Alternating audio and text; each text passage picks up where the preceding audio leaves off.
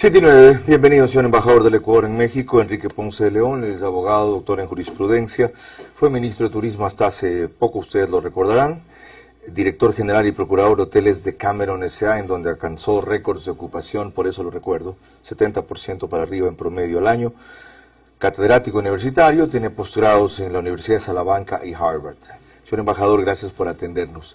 La preocupación es grande acá, en dos sentidos. Situación de los ecuatorianos allá a raíz de las medidas que tomó el gobierno mexicano, súper radicales y sorprendentes. Y lo otro, ¿qué pasa con gente del Ecuador que quiera ir allá? Habían varios programados para Cancún el fin de año, quien creyera, o que quiera venir de allá acá. Empecemos por allí. Buenos días. Muy buenos días, Carlos. Muchísimas gracias por esta oportunidad de poder dirigirme a tu público.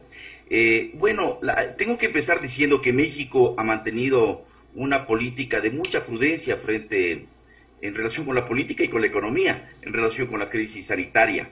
Acordémonos que originalmente se inició una jornada nacional de sana distancia, se arrancó la pandemia en México y recién en el mes de junio comenzó un sistema de semáforos, habiéndose iniciado así la nueva normalidad con un semáforo rojo. A partir del 15 de junio se dio el proceso de transición hacia el semáforo naranja y recién en julio, entre julio y diciembre, digámoslo así, hasta el 19 de diciembre exactamente, hemos venido viviendo exactamente en Ciudad de México con un semáforo naranja y en otros estados, algunos en verde, otros en rojo, pero se ha vivido una cierta normalidad en la que simplemente han habido horarios y aforos restringidos en los establecimientos y la aplicación de protocolos sanitarios.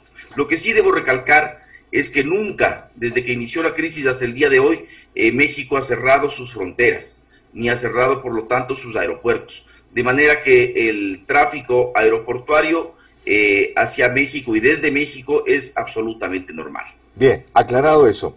¿Alguna novedad sobre ecuatorianos afectados por el hecho de que la reclusión va a ser significativa hasta enero del próximo año? Bueno, aquí también tengo que ser muy claro en señalar que aquí en México no hay toque de queda, no hay una restricción obligatoria en relación con el no salir a las calles. Lo que se hace es una campaña de concientización, esperando pues que la gente guarde esta sana distancia, salga simplemente para las actividades esenciales, y esto a partir del 19 de diciembre hasta el 10 de enero. Ciudad de México y el Estado de México específicamente estamos con el semáforo rojo, que lo que implica simplemente es que las actividades que se desarrollarán normalmente serán solamente las actividades consideradas como esenciales. Qué bueno y qué alivio. ¿Cuáles son? ¿Cuáles son estas actividades esenciales? Venta de alimentos sin preparar y los preparados únicamente para servicio de entrega, es decir, para llevar a casa.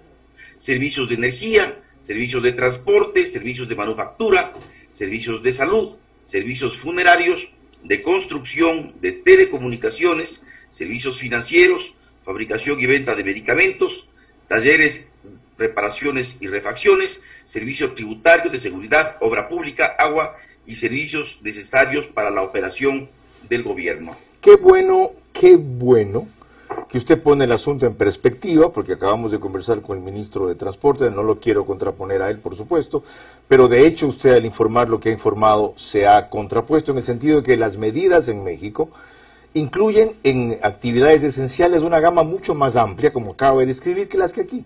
Por ejemplo, yo no estoy calificado para transporte productivo, entonces no puedo salir en mi vehículo. Tampoco voy a consumir a un centro comercial, voy a trabajar y a movilizar una cantidad de cuestiones de un equipo periodístico como esto. Entonces en México sí calificaría, aquí no califico. Y si hoy día me detienen porque tengo placa impar, voy a decir yo hago transporte productivo. ¿Ok? Yolanda Torres quiere preguntarle otras cosas a nuestro embajador en México, Enrique Ponce de León.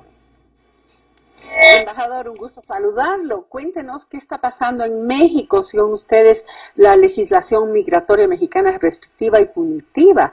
y su política obedece a la visión securitista de los Estados Unidos, razón por la cual permanentemente el consulado debe defender los derechos vulnerados de los ecuatorianos residentes en ese país. ¿Qué es lo que pasa?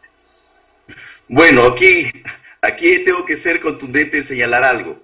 Aquello que fue un gran logro para el Ecuador, que fue haber logrado la supresión de visado de los ecuatorianos para poder visitar México, se ha venido convirtiendo día a día en un verdadero viacrucis. Porque si bien es cierto existe el derecho de viajar sin visa, asimismo por parte del Estado mexicano existe el derecho de guardarse un estricto derecho de admisión. Y este derecho de admisión estricto está dado a los funcionarios de migración en las diferentes fronteras y en el caso específico nuestro, en los aeropuertos.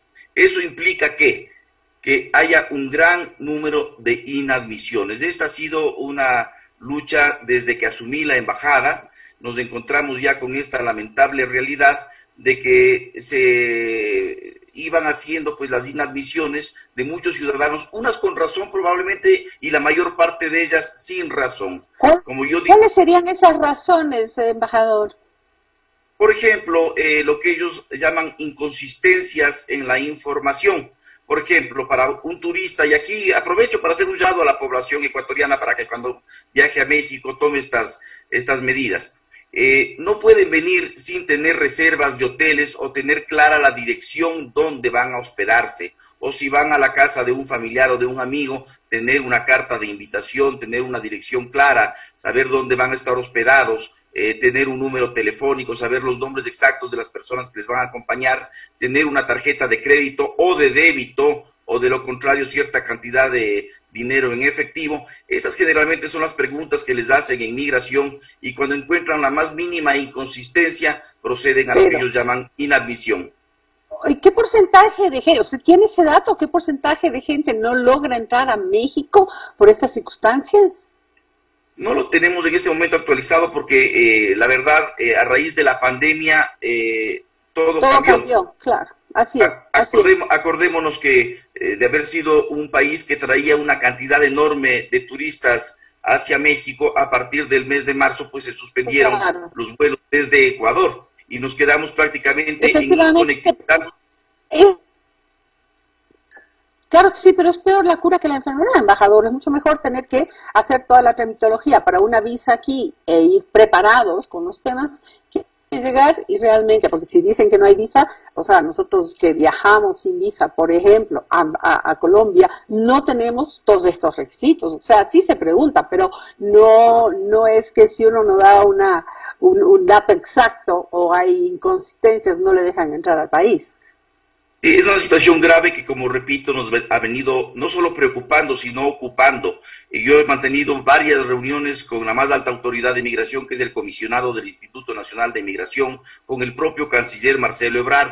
La Cancillería también está muy preocupada porque no es del Ecuador el único caso. Eso también tengo que ser muy contundente. Esto es una reclamación que existe tanto por parte de Ecuador como de parte de otros países de América Latina. Cuéntanos sobre los migrantes irregulares y la terrible situación que están enfrentando en la frontera norte de México para ingresar a los Estados Unidos. ¿Cuáles son los datos? ¿Qué está haciendo ustedes para protegerles? ¿Y cuántos temas y cuántas situaciones tienen en sus manos? Sí, pues las medidas tomadas en su momento por el gobierno norteamericano en relación con los acuerdos a los que llegaron con el gobierno mexicano, lo que han hecho es que México sea un lugar no solo ya de paso, sino un lugar de espera de aquellas personas que han intentado entrar a los Estados Unidos por temas de un verdadero auxilio, y mientras se resuelven los casos, se les dan las audiencias respectivas, vuelven a la frontera norte mexicana. Y ahí los temas más graves son los temas de inseguridad.